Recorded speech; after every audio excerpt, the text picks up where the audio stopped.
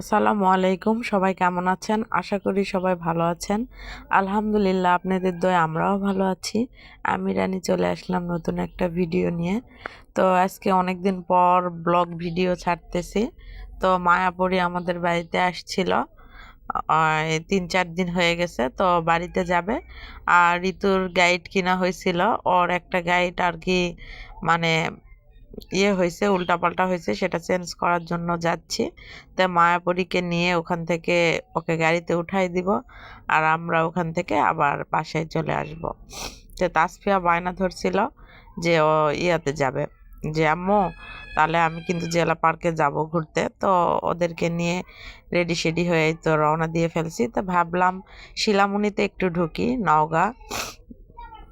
তো আমরা শিলামণিতে যাচ্ছি মানে শাড়ি দেখার জন্য, কারণ এবার মনে হয় যে একটা শাড়ি কিনবো। সেজন্য অনলাইনে অনেক শাড়ি দেখতেছি, তো মনে হচ্ছে অনলাইনে অর্ডার দিলে যদি মানে ভালোটা যদি না পাই, সেজন্য আর কি শিলামণিতে ঢুকলাম। এই শাড়িটা একটু ভালো লাগছে, কিন্তু পাতলা, দামও কিন্তু অনেক, 6,000 টাকা দাম।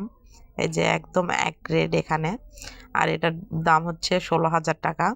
কিন্তু শাড়ি দুটার মধ্যে লালটা একটু ভালো লাগছিল, কিন্তু প্রচুর হচ্ছে পাতলা আর কি, আপনাদের ভাইয়া পছন্দ করে না।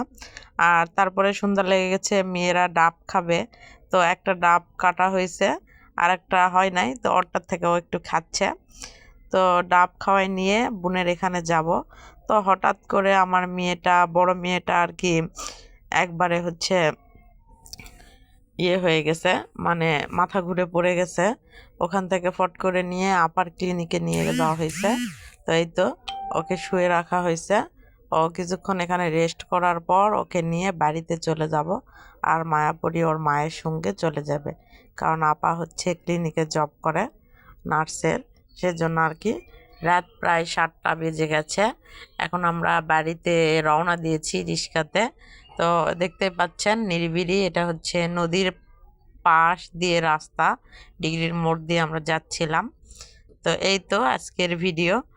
মন্তব্য করা হয়েছিল কি আর হয়ে গেছে কি, মেয়েটা আমার জেলা পার্কে যাওয়ার জন্য খুব বায়না করছিল, কিন্তু হয় নাই। হঠাৎ করে ঋতু হচ্ছে মাথা ঘুরে পড়ে যাওয়ার জন্য আর কোথাও যাওয়া হয় নাই। তো শাড়িটা দেখা হয়েছে শুধু, তারপর আর কিছুই হয় নাই। তো এই তো এখন বাড়িতে চলে যাচ্ছি। তো সবাই ভালো থাকবেন, সুস্থ থাকবেন। আমার চ্যানেলটা অবশ্যই সাবস্ক্রাইব করে দিবেন, আর লাইক কমেন্ট শেয়ার করতে কিন্তু ভুলবেন না। আল্লাহ হাফেজ।